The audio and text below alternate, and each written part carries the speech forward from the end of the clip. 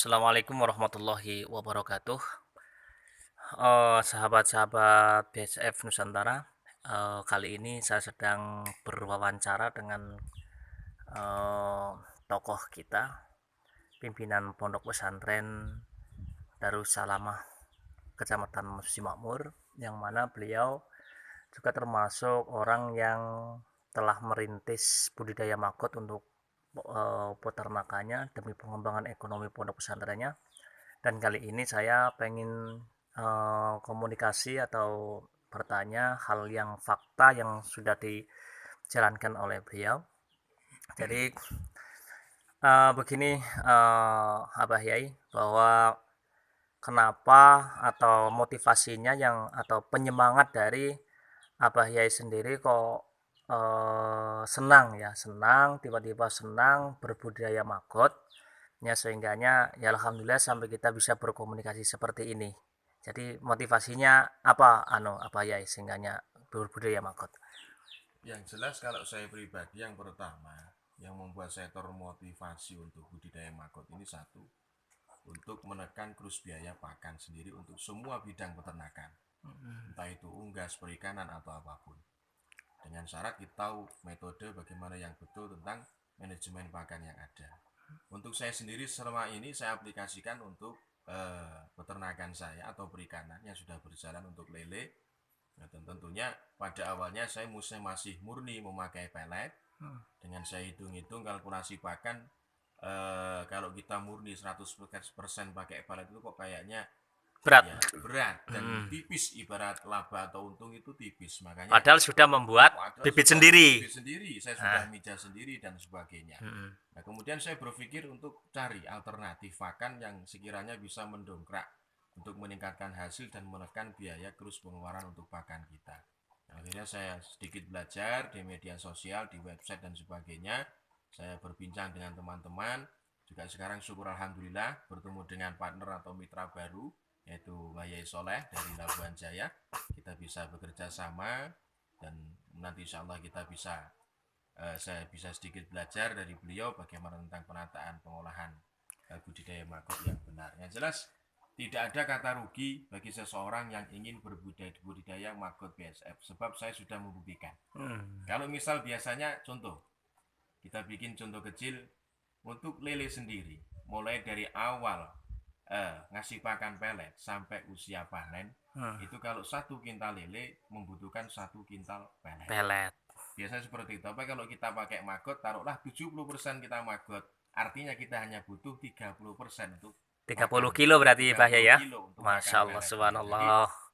laba kita bisa meningkat bahkan 50% atau 60% dari semua Iya. itu. Nah, itu makanya yang saya berpikir seperti itu. Maka saya bukan berambisi, tapi ingin bersungguh-sungguh menekuni usaha ini guna dalam apa meningkatkan perekonomian yang ada di sini, dan juga yang jelas untuk membuat sistem perodaan perputaran ekonomi pondok pesantren kami agar kedepannya bisa membuat atau membuka skill untuk para generasi kita, muda-mudi kita, tentunya para santriwan santri putri, agar supaya skill berpikirnya, SDM-nya terbangun untuk usaha, agar walaupun dia tidak terpelajar, dia tidak berpendidikan, dia tidak punya pangkat atau apapun, begitu dia pulang dari kelembagaan pesantren, selesai pendidikan pesantren, dia punya wacana untuk memanfaatkan potensi alam yang ada, anugerah dari Allah Subhanahu wa taala. Terus gini Bah Yai. Apa ya itu kan walaupun belum banyak ya, baru artinya aplikasinya belum banyak tapi sudah nyata, sudah diaplikasikan bahwa maggot itu sudah dikasihkan makan ke lele.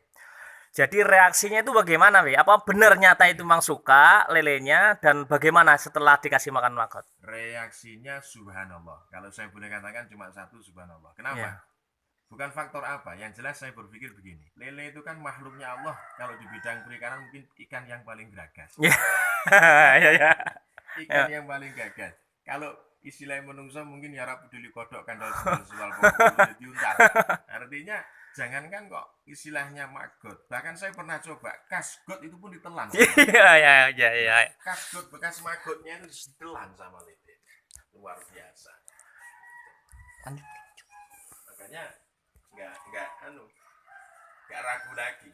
Nggak usah khawatir kalau nanti lele itu apakah mau apa enggak, kemudian nanti prospek perkembangannya gimana. Kalau kita berbicara perkembangan, gini, kita berbicara masalah pakan ya. Perbandingan sudah saya pelajari, sudah saya teliti, masalah protein. Tingkat protein pakan yang terbaik untuk pelet yaitu LP itu 33%.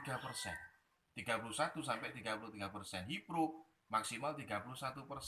Sedangkan maggot di semua media yang mengatakannya pembudidaya nilai protein yang terkandung minimal 45%. Sampai 60 Sampai bahkan. 60% bahkan kalau super.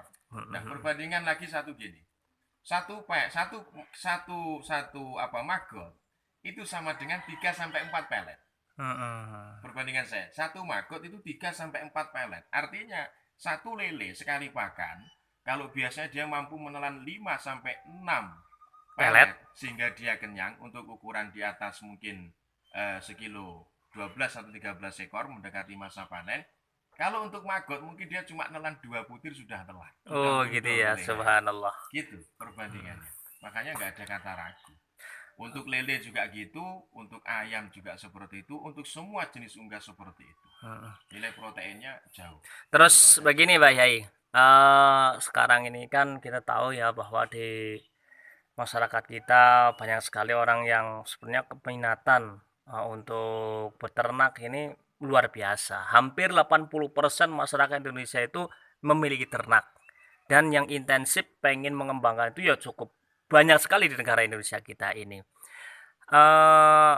Mereka semuanya rata-rata pada saat mau intensif di dalam berbudidaya apapun, pasti mereka akan terkendala dengan yang namanya pakan. Nah, motivasi atau kesemangatan apa ya pada ya masyarakat kita perihal masalah pengembangan makot ini bagaimana Pak Yai? Satu pesan saya, kalau kita ingin usaha peternakan dalam konteks ingin sekedar mencoba silahkan, tapi pesan saya jangan pernah mencoba untuk suku besar karena otomatis tidak ada perhitungan kecuali rugi pada ujungnya. Kalau kita memang ingin mendesain atau memprogram peternakan dalam sukup yang besar, pesan saya satu, persiapkan dulu untuk metode pakan yang ada. Ya. Kalau kita belum punya wacana atau persiapan atau pandangan untuk alternatif pakan yang kita pakai, jangan pernah memulai usaha peternakan apapun, apalagi dalam suku besar. Kalau sekedar hobi, iseng-iseng untuk hiburan, silahkan. Artinya Anda tidak memperhitungkan untung ruginya, yang penting Anda senang.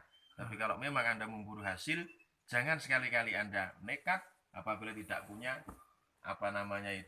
perhitungan tentang manajemen pakan yang ada. Karena manajemen pakan inilah yang akan menunjang untung ruginya kita. Dalam hal ini yang terbagus adalah maggot ya Pak Yai? Ya, ini adalah maggot. Karena alasannya saya sendiri sudah membuktikan. Proteinnya terjamin. Proteinnya paling tinggi. Dan belum ada pakan lain. Oke, terima kasih Mbak Yai. Kita juga sudah membuat dokumen. Jadi dokumen yang pertama tadi jangan sampai hilang karena ini pemula. Pada saat kita nanti sudah bagus, itu masih ada. Mudah-mudahan perjumpaan kita dalam silaturahim ini benar-benar mendapatkan hak kita silaturahim dari Allah Subhanahu wa taala. Dan selanjutnya kita akan melaksanakan action dalam kegiatan yang sudah kita rencanakan.